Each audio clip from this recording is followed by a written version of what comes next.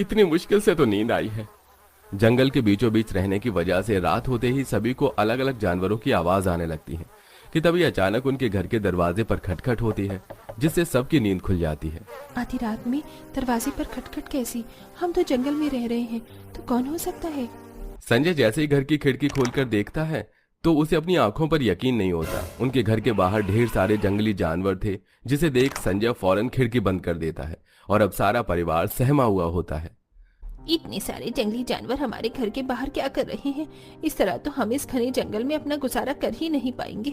सारा परिवार झुंड बनाकर ये क्या? इस नदी का पानी तो लगभग सूख चुका है। अब हम लोग पानी कैसे पिएंगे?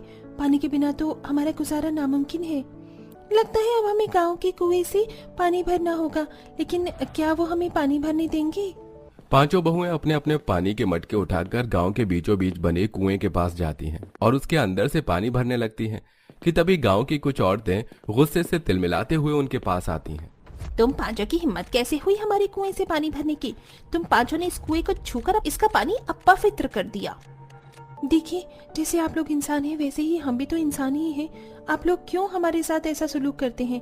जितना अधिकार आप लोगों का इस कुएं के पानी पर है, उतना ही हम लोगों का भी है। तुम लोग नीची जाति के लोग हो और ऊपर से तुम्हें वो अजीब सी बीमारी भी है। कहीं हमारे परिवार वाले को ऐसी बीमारी हो गई तो अब बहुत हुआ बस। अब तुम लोग इस गांव में नहीं रहोगी। ऐसा मत करिए, हम इस गांव को छोड़कर कहाँ जाएंगे? यही हमारा घर है, हमें इस गांव से मत निकालिए। गांव के सभी लोग सरपंच के साथ मिलकर पांचों बहू और उनके पतियों को गांव से निकाल देते हैं, जिसके चलते अब पूरा परिवार अपना सब कुछ छोड़कर गांव के पास में ही बने घने जंगल में चला जाता है। भगवान ने हमें नीची जाति का बनाया है, क्यों?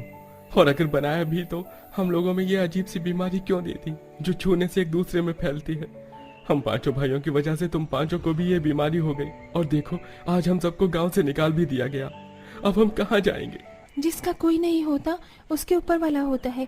अगर हमारी किस्मत में जिंदगी है तो हम उसे जिएंगे ही। पांचों बहुएं अपने अपने पतियों को हौसला देती ही हैं कि तभी उन सबके सामने पेड़ पर से एक बहुत बड़ा अजगर उतरता है, जिसे देख सब काफी डर जाते हैं। अजगर, भागो यहाँ से। अपनी आंखों के सामने इतना बड़ा अजगर देखकर वो सभी डर के मारे वहां से भाग जाते हैं। कुछ देर में उन्हें घने जंगल के बीचों बीच एक खाली सी जगह मिलती है, जिसे देख ये जगह तो काफी ज्यादा बड़ी है। पांचों पति मिलकर पेड़ों से लकड़ियां काट कर लाते हैं। वहीं अब पांचों बहुएं लकड़ियों को एक दूसरे में फंसाकर जुगाड़ से खिड़की दरवाजे बनाने लगते हैं। 2 दिन की लगातार मेहनत के चलते पांचों बहू का जंगल में रहने लायक लकड़ी का घर बनकर तैयार हो जाता है। सर छुपाने का सो आसरा तैयार कर दिया, लेकिन अब रोजगार का क्या करेंगे? गांव में थे तो आसपास की जगह पर थोड़ी बहुत मजदूरी करके कमा लिया करते थे, लेकिन अब इस घने जंगल में क्या करेंगे? आप लोगों के सामने ही आपका रोजगार है। यहाँ पर इतने सारे पेड़ हैं। जिस तरह पेड़ों की लकड़ी से हमने घर बनाया, ठीक उसी तरह हम पेड़ों की लकड़ियों को काटकर आसपास के शहरों में बेचेंगे। कुछ समय में ठंड आने वाली है और ठंड में तो हर कोई आग जलाकर अपने हाथ पैर सेकता ही है। हम लकड़ियों की मदद से बेड और लकड़ी में चूल्हे भी बनाएंगे, जो ठंड में काफी काम आते हैं।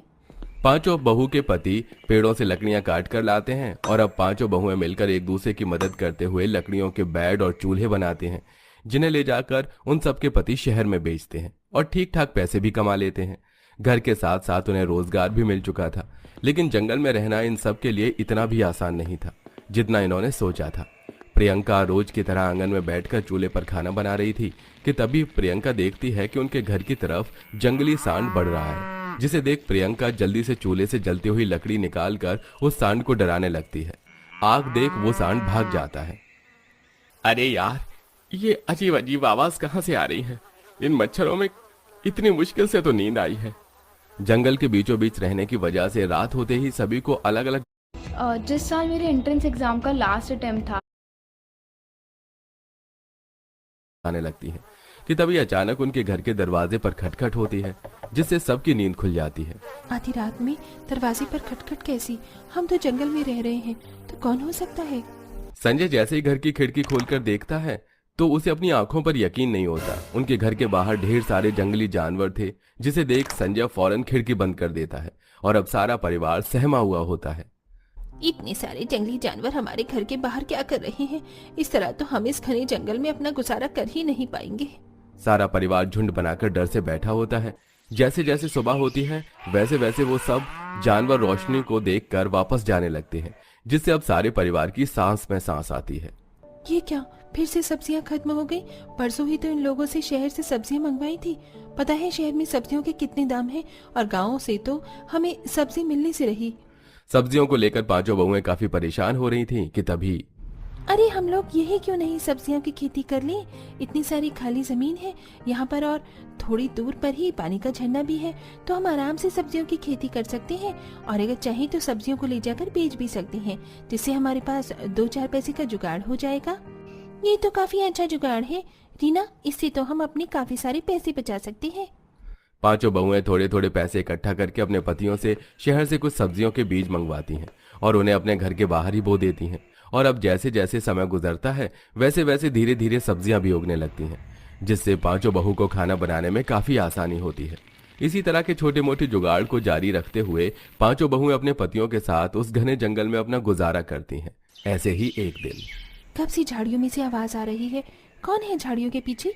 सामने आओ मेरे। कोमल जैसे ही झाड़ियां हटाकर देखती है तो उसे वहां पर शेर के 2 बच्चे दिखाई देते हैं। उन शेर के बच्चों को देखकर कोमल इतना डर जाती है कि भागते हुए घर जाकर फौरन घर का दरवाजा बंद कर देती है और सबको सारी बात बताती है। हम भले ही इस जंगल में रह रहे हैं, लेकिन इस जंगल में काफी सारे जंगली जानवर हैं। अगर कभी किसी जानवर ने हम पर हमला कर दिया तो इन जानवरों के हमले से बचने के लिए हमें कुछ न कुछ जुगाड़ करना होगा। पुराने जमाने में जानवर से बचने के लिए लोग ईंट, पत्थर, लकड़ियों से हथियारों का इस्तेमाल किया करते थे, और साथ ही साथ अपने आसपास हमेशा आग भी जलाकर रखते थे। अगर हमें जानवरों से बचना है तो हमें भी यही सब करना होगा। सही कहा तुमने मंजू, आए दिन हमारा जंगली जानवर से सामना होता रहता है। अब हमें जानवरों से सुरक्षा के लिए कुछ न कुछ तो जुगाड़ करना ही होगा। पांचों बहुएं आसपास की जगह से छोटे छोटे पत्थरों को इकट्ठा करती हैं और उन्हें लकड़ियों पर बांधकर एक एक हथियार बनाकर अपने और अपने पतियों को दे देती हैं, और अपने घर के बाहर थोड़ी दूर पर एक आग का घेरा भी बनाती हैं, जिसके चलते अब कोई जंगली जानवर उनके घर के पास नहीं आता। और अगर किसी जंगली जानवर से कभी इनका आमना सामना भी हो जाता तो अपने बनाए हुए जुगाड़ू हथियार से पांचों बहुएं और उनके पति जानवर के हमले से बच जाते हैं। अरे कोमल, जरा जल्दी से फल तोड़ो, देखो अंधेरा होने को आ गया है, कहीं कोई जंगली जानवर ना आ जाए। मंजू, तुमने ये पौधे को देखा? इस पौधे को देखकर मुझे कुछ याद आ रहा है। भला पौधे को देखकर तुम्हें क्या याद आ रहा है? ये तो साधारण सा पौधा है। अरे हाँ, याद आया मंजू, ये कोई साधारण पौधा नहीं है। बचपन में हमारे गांव में एक महामारी फैली थी, जैसे हमारे हाथ पैरों पर ये लाल लाल निशान और दाने हैं, बिल्कुल उसी तरह। तो कुछ समय बाद हमारे गांव में एक वैद्य जी आए थे और वो इन्हीं पौधों से दवाई बनाते थे। दवाई को लगाने के कुछ दिनों में ही हमारे गाँव में काफी सारे लोग ठीक हो गए थे।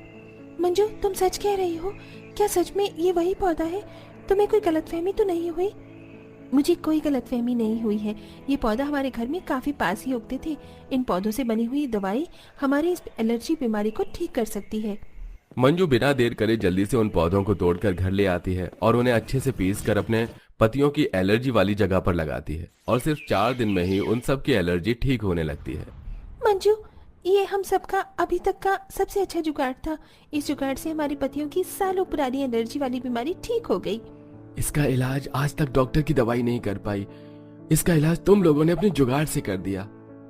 ये एलर्जी हमें बचपन में गंदे पानी में जाने की वजह से हुई थी, जो आज तक कभी ठीक नहीं हो पाई थी।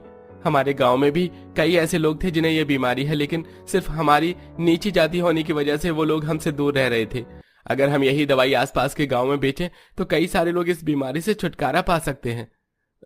क्या तुम लोग उनके लिए भी ऐसी दवाई बनाओगे? हाँ, क्यों नहीं, जरूर। अगर हमारे चलते किसी की बीमारी का इलाज हो सकता है तो भला इससे बड़ी खुशी की बात और क्या हो सकती है। पांचों बहुएं फिर से उन पौधों को लाकर उनसे दवाई बनाकर अपने शरीर पर लगा लेती हैं, और अब कई सारे लोगों के लिए ढेर सारी दवाई बनाती हैं, जिन्हें ले जाकर उनके पति अलग अलग गांव में बेचते हैं और काफी सारे पैसे भी कमाते हैं। और सिर्फ कुछ ही समय में पांचों बहुएं अपने जुगाड़ के चलते कई सारे गाँव में जानी जाती हैं, और अब बहुत से लोग अपनी बीमारी की दवाई लेने के लिए खुद जंगल में पांचों बहू के पास आते हैं। बहन जी, मुझे नहीं पता कि आप ये दवाई किस जड़ी बूटी से बनाते हैं, लेकिन ये दवाई हमारे लिए किसी अमृत से कम नहीं है। मेरा बेटा पिछले 6 सालों से इस बीमारी से जूझ रहा था, लेकिन आपकी दवाई लगाते ही वो बिल्कुल ठीक हो गया। धीरे धीरे पांचों बहुओं की ये बात पूरे गांव में फैल जाती है, जिसके चलते अब वहीं सरपंच, जिन्होंने गांव वालों के साथ मिलकर पांचों बहू और उनके पतियों को गांव से बाहर निकाला था, उन्हें लेने के लिए गांव वाले के साथ जंगल जाता है। सरपंच जी, आप वो भी इन सबके साथ? हम सब यहाँ आपसे माफी मांगने आए हैं। आपकी नीची जाति होने की वजह से हमने आपको गांव से निकाल दिया। आपकी बीमारी के चलते हम लोगों ने आपके साथ हमेशा छुआछूत जैसा व्यवहार किया, लेकिन आज आप लोगों के ही चलते कई सारे गांव में हमारा नाम हो रहा है। हम चाहते हैं आप वापस हमारे गांव में आ जाइए। आप लोगों को अपनी गलती का एहसास हुआ, ये जानकर हमें बहुत खुशी हुई। हम इस जंगल में अपने पतियों के साथ बहुत खुश हैं, लेकिन पूरी तरह से सुरक्षित नहीं हैं। इसलिए हम सब उस गांव में वापस आने के लिए तैयार हैं। लेकिन हम सब आपके साथ घुल मिलकर नहीं, बल्कि जिस तरह पहले गांव के एक कोने में अकेले रहते थे वैसे ही रहेंगे। और आप लोग फिक्र मत करिए, अगर आप लोगों को भी ऐसी बीमारी हो तो हम आपको दवाई देने से मना नहीं करेंगे।